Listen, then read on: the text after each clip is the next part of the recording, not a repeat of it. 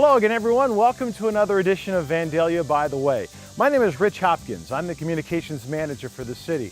And on today's program, we'll let you know why Vandalia's Division of Fire set a house on fire on purpose. We'll also give you an update on some projects taking place in and around Vandalia. Our first stop today is right here at the gazebo at Seeger Park. Now, it's fairly quiet right now, but through the course of the summer, a number of concerts and movie events have taken place here. The best part about these events might just be the price tag. It's absolutely free. The 2010 Concert in the Park series is winding down for the year, with just one more scheduled for the summer. That concert will be on Friday, August the 13th at Vandalia's Seeger Park. It features the Hal Harris Orchestra, along with the motion picture Monsters vs. Aliens. Recreation Supervisor Elaine Kaler says the format for the evening works well. We start the concerts at 7. It goes on for about an hour, always good music.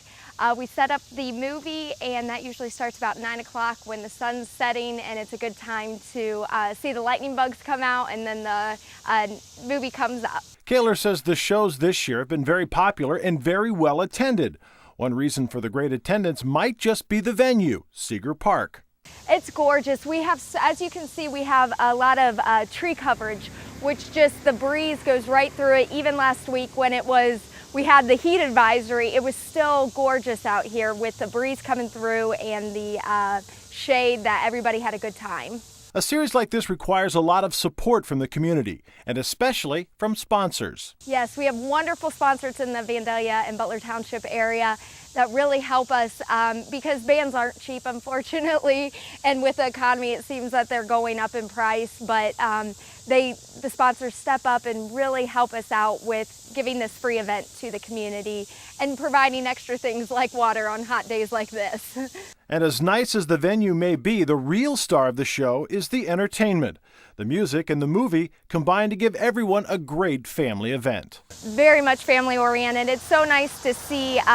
We do have a lot of the members come out, but always grandkids with them or their daughters and sons, and it always is a great family-friendly event. Another family-friendly event takes place at Vandalia's Castle Hill Swimming Pool, where staff soon will be giving residents and non-residents a half-price break in admission.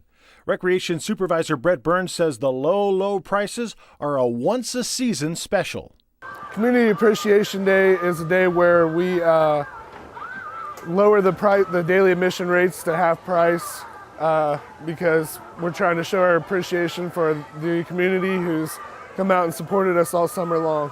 The special price is only good on Monday, August the 16th. But on that day, residents get in for just $2.50 per adult and only $2 for kids. Non-residents pay just 50 cents more. And then, on August the 23rd, the whole pool goes to the dogs. Boosterpalooza will be August 22nd from 4 to 6. It'll be $5 per dog / family, $3 for each additional dog. It's a great time. It's the last day of the season. The dogs get to get in and swim. Everybody brings their dogs out here. We've got Hound Playground coming out this year to show off their business, and we've got the Montgomery County Animal Shelters coming out and selling dog licenses. The special days are just one way the staff at Castle Hill Swimming Pool tries to say thanks for all of the support during the swim season. We've been very blessed that the weather has held up for us, and we couldn't ask for a better season. Last year we had a lot of rain, I should say, and this year it's been great. We're glad to have that ability to provide a place to cool off for the community. And while business has been good this summer at Castle Hill Swimming Pool, what's it been like for other Vandalia companies? Well, ask Vandalia Assistant City Manager Rob Anderson, and he'll tell you business throughout town is starting to heat up. The pot's starting to cook a little bit, if you will, in terms of economic development. We're starting to get more people interested in doing things and starting to get a lot more interest in some of our sites and our buildings. One place enjoying strong business these days is Bo Townsend Ford, Nissan, and now Lincoln Mercury. Bo Townsend Ford has actually added Lincoln Mercury to their lineup, which is going to add a significant number of jobs here, not only in salespeople. They're going to be able to do more repair work, warranty work here. It's going to grow this dealership quite a bit. So from a retail standpoint, economic development is happening really well in Vandalia. Anderson says Bo Townsend is the kind of business that folks in Vandalia like to root for. It's great to see Bo Townsend grow in this region. They're very supportive of the city and the region, the schools. They're a great corporate citizen, so any growth that they have is good for us. And while Bo Townsend's dealership is building itself up, a long-time closed business, the old Crossroads Motel, is finally coming down. The main thing that's happening sort of in our downtown area is we're starting to see the demolition of the Crossroads Motel, which has been really an eyesore for the last several years. And our property maintenance folks, our building department, fire department, and police have really been on the owner of that property to get that property demolished. And we're finally starting to see that happen. What that will do is that will create a pretty large development piece on National Road in what is considered our downtown area. So if we now have somebody that's looking to go downtown where they didn't have a development piece before, we now have a great site for somebody that's looking to get some good visibility. You're right there by 75 and right in the heart of downtown. On Vandalia's west end, development continues in the Stone Quarry Crossings Business Park.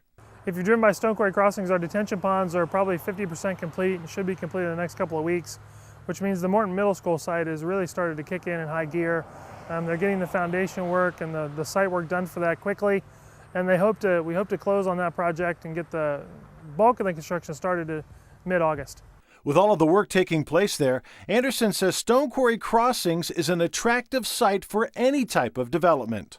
We have development parcels there that are ready to go. If you need an acre, if you need 10 acres, we've got it there, and really can provide you a shovel-ready site that's ready for development tomorrow. As work crews put the finishing touches on the Vandalia Crossings Fire Station, Vandalia's Division of Fire is finishing off a building on Perry Street that's got a date very soon with the wrecking ball. This two-story home is set to be destroyed in late summer, but before it can come down, Fire Chief Chad Follick has been using the abandoned structure for specialized fire training. This is the training where we actually get to light some fire in the building, allow the fire to grow a little bit, and have the guys come in and extinguish the fire. This is the best training because it's the easiest to create, the closest to reality as we can, which for our guys is the best training we can provide them. Fire crews arrived at the building very early one July morning and began prepping for the training burn. Follick says a full slate of firefighters are needed for a training like this. It's a manpower intensive, equipment intensive process. The safety regulations that we place on the training require us to have independent fire trucks that will deliver water to the structure, backups, all the hand tools that we need to do that process. We have to have a large staff of instructors to be here.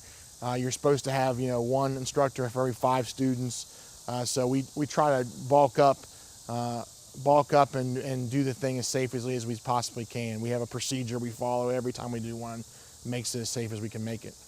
And the end result is very realistic. The fires give firefighters the chance to see how quickly fire grows and how hot the environment becomes. Another key element of the training is getting fire crews to learn to work together. Not just staff with different levels of experience, but staff that are here different times through the month or through the week. So, if you have full-time guys, they're here every 3rd day, so they get a little more exposure to run volume. Where part-time guys are here every 6th day, they get a little bit less exposure, and our volunteers are here maybe every once a week or twice a week, and they get a little bit less exposure. So you give them an opportunity to get exposure all at once. It also allows us to bring them all together in one so that they can work as a team just as they would on a real incident tomorrow or today. Finally today, we head out to the Vandalia Recreation Center and Sports Complex, where preparations are underway for 2 huge upcoming events. On September 10th, 11th, and 12th, the Vandalia Sister Cities Oktoberfest takes place. It's a 3-day salute to all things German. Funds raised for this annual Oktoberfest support the Sister Cities operations as well as scholarships to Vandalia Butler school kids. Organizers say the food, the music, the beer, the celebration will be bigger and better than ever this year. And the week before the Oktoberfest, Vandalia's Public Art in Vandalia Committee kicks off a 2-week stone sculpture symposium called Vandalia Chiseled. Vandalia Chiseled is a stone sculpture symposium where 5 stone sculpture artists have been invited to participate for 2 weeks, and they have been given the option of carving a sculpture out of 75 cubic feet of Indiana limestone. They'll do that on premises here from 9 to 6 daily, and the public is invited to attend anytime during that 2-week period. The symposium is another way the city is celebrating Vandalia's 50th anniversary. It gives art enthusiasts and anyone else interested an opportunity to watch the sculptures emerge from large blocks of Indiana limestone. Admission is free.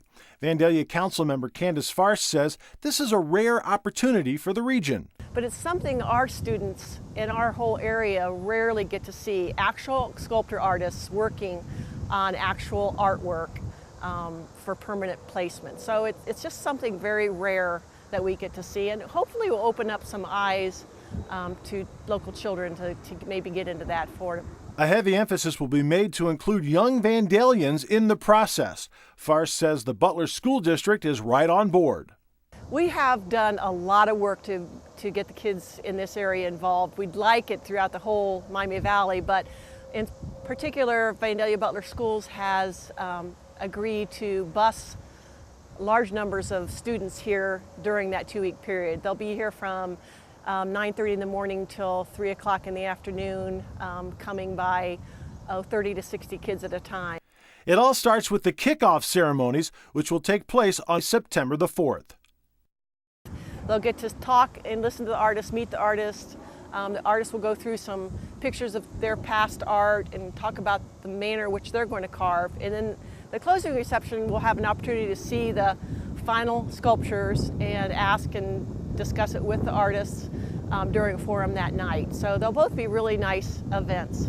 So go ahead and mark your calendars for September the 4th through the 18th right here at the Vandalia Recreation Center, when this empty lot will become the epicenter of Chiseled, a stone sculpture symposium.